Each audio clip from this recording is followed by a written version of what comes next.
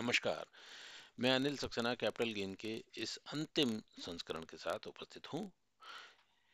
हम लोग capital gain की टैक्सेबिलिटी की चर्चा इससे पूर्व वाले स्लाइड्स में कर रहे थे और उसके अंतिम पार्ट में हमने आपको लॉन्ग टर्म कैपिटल गेन की टैक्सेबिलिटी के संबंध में नियम बताने हैं।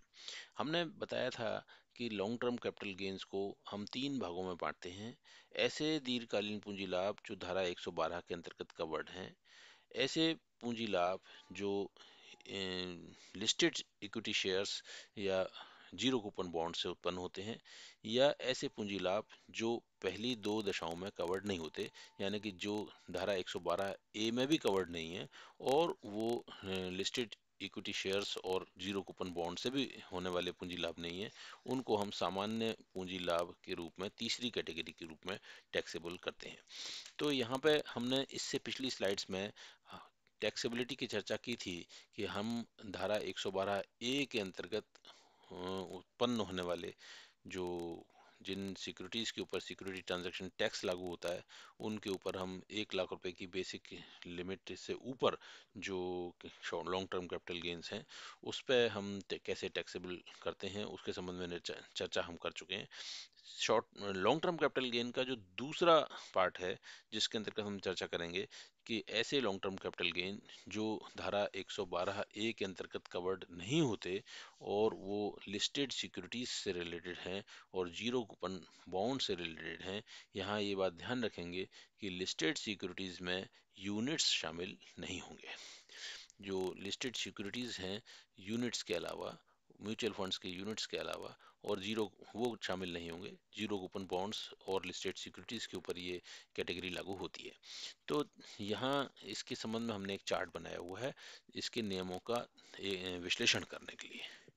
पहली बात तो कि इसके अंतर्गत जो रेजिडेंट इंडिविजुअल या एचयूएफ हैं, वो उनके लिए सारी प्रकार की जो एसेट्स हैं वो 20% के बेसिक रेट से टैक्सेबल होंगी, और जो अनएग्जॉस्टेड बेसिक एग्जेम्पशन लिमिट है उसका फ़ायदा रेजिडेंट इंडिविजुअल और एचयूएफ को मिलेगा, लेकिन धारा 80 की कोई छूट अनुमन्य नहीं होती है।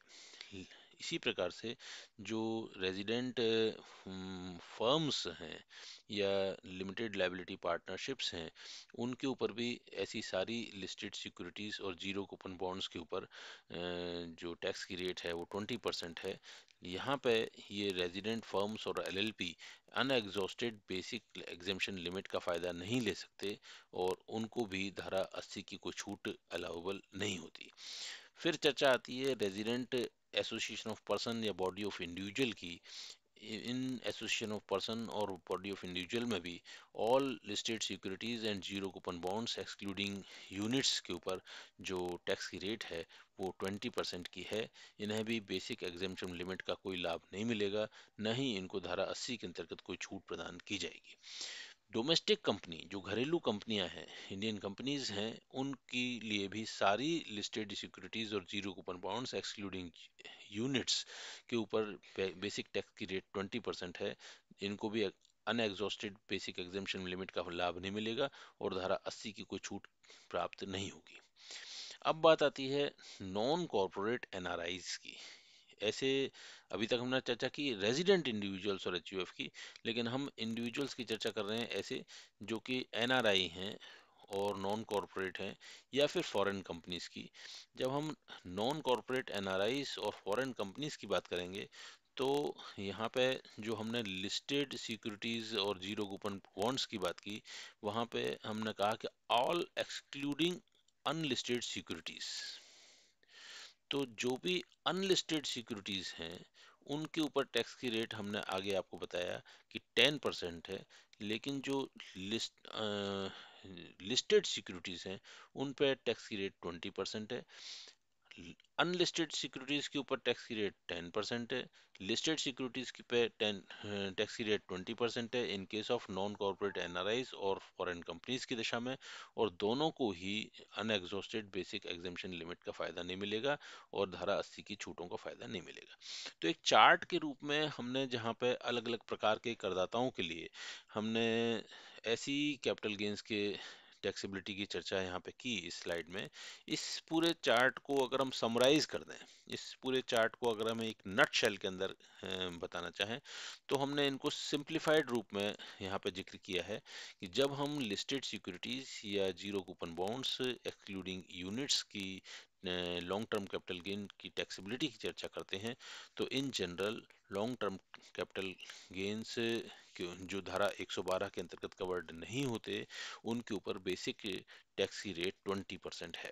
बेसिक टैक्स की रेट 20% के ऊपर depending upon the nature of SSC, कि वो एसएससी इंडिविजुअल है, एचयूएफ है, फर्म है, कंपनी है, अदर्स है, इन सब के ऊपर जो सरचार्ज की रेट्स यदि लागू होती हैं, यदि वो टैक्स की लिमिट सरचार्ज की लिमिट से ऊपर उनकी इनकम जाती है, तो सरचार्ज जो भी उनके ऊपर लागू होगा वो सरचार्ज बेसिक टैक्स की रेट 20% पर लगाया जाएगा।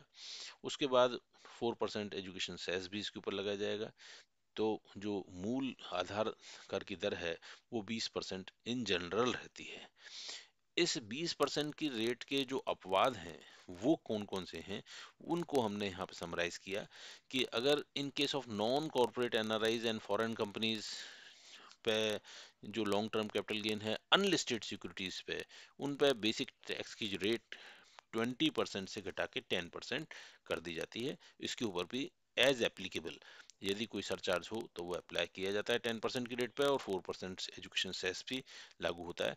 तो हमने टैक्स की रेट का जहाँ तक सवाल है, वहाँ रेट में हमने दो ही रेट्स रखी, 20% और 10%। तो 20% की रेट्स जनरल सारे प्रकार के करदाताओं पर सभी दशाओं में लागू होगी।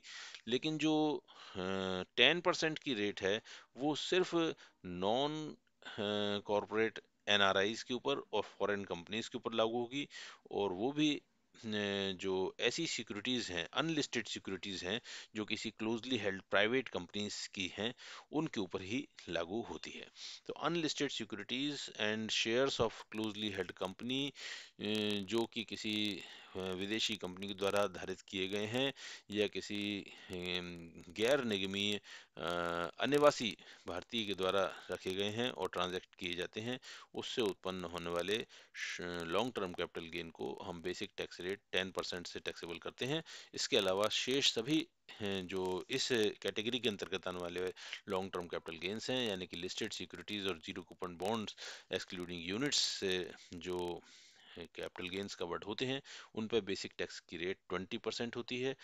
इसके साथ ही हम ये भी ध्यान रखते हैं कि बेसिक एग्जाम्शन लिमिट है अनएग्जॉस्टेड, उसका फायदा सिर्फ रेजिडेंट एसएससी, रेजिडेंट इंडिविजुअल्स और रेजिडेंट एचयूएफ को प्राप्त होता है।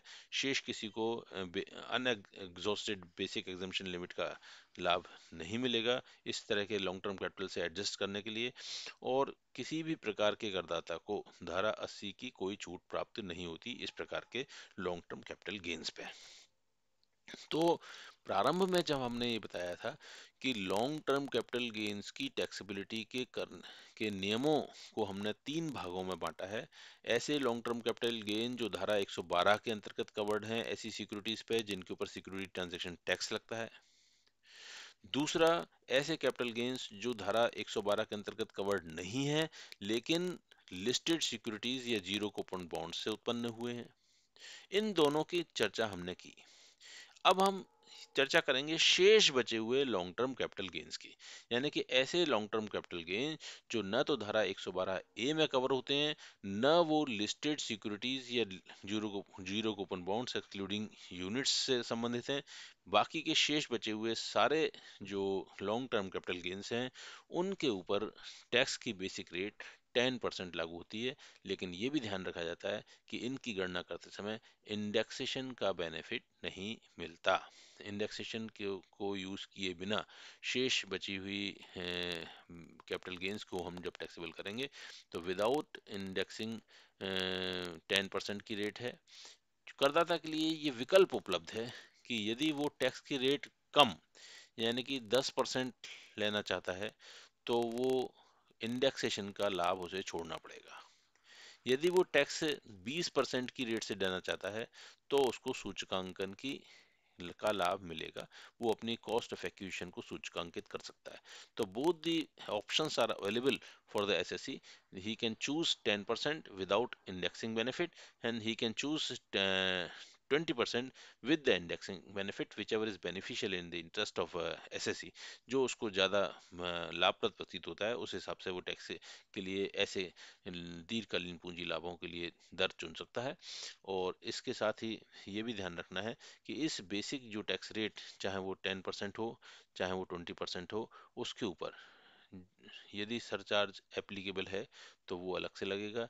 सेस जो 4% लेविएबल है वो अलग से लगेगी। ये जो 10% और 20% की रेट्स हैं ये बेसिक टैक्स की रेट्स हैं। यहाँ ये भी ध्यान देने योग्य बात है कि डिबेंचर्स और बॉन्ड्स का इंडेक्सेशन तो कभी भी नहीं होता। अगर इसके डिबेंचर और बॉन्ड्स के अलावा अन्य प्रकार की संपत्तियां हैं और वो भी ऐसी संपत्तियां जो धारा 112 ए में भी कवर्ड नहीं है और वो लिस्टेड सिक्योरिटी वाले सेक्शन में भी कवर्ड नहीं हुई और अन्य प्रकार की संपत्तियों पे हमने यहाँ आपको आयकर के नियम बताए कि करदाता के ऑप्शन पे वो without the benefit of indexing 10% और with the benefit of indexation 20% की रेट्स का चयन अपने लाभ के अनुसार कर सकता है। तो तीनों ही प्रकार के लॉन्ग टर्म कैपिटल गेन की चर्चा भी हमने यहाँ पे कर ली। शॉर्ट टर्म कैपिटल गेन के टैक्सेबल करने के नियम भी हमने बता दिए। ये नियमों की चर्चा आरंभ हुई थी तब जबकि पहले आरंभिक हमने 10-11 स्लाइड्स के अंदर आपको कैपिटल गेन्स की गणना के संबंध में नियम बताए थे और इन पिछली 3 स्लाइड्स के अंदर हमने उन कैपिटल गेन के ऊपर टैक्स की गणना के संबंध में नियमों की चर्चा की है। तो कैपिटल गेन्स के से संबंधित जो आयकर के नियम हैं उन को हमने इन सारी स्लाइड्स में पूरा कर दिया। ये हमारी कैपिटल गेन्स की थ्योरी की कैपिटल गेन्स के प्रावधानों से रिलेटेड जो रूल्स हैं प्रोविजंस हैं उसको डिटेल करने से संबंधित अंतिम लेक्चर था। अब हम इन नियमों को लागू करते हुए कैपिटल गेन्स के जो प्रैक्टिकल न्यूमेरिकल क्वेश्चंस हैं उनको हम आसानी से कर सकते हैं और कैपिटल गेन्स की नियमों की चर्चा यहीं समाप्त करते हैं। नमस्कार। Thank you.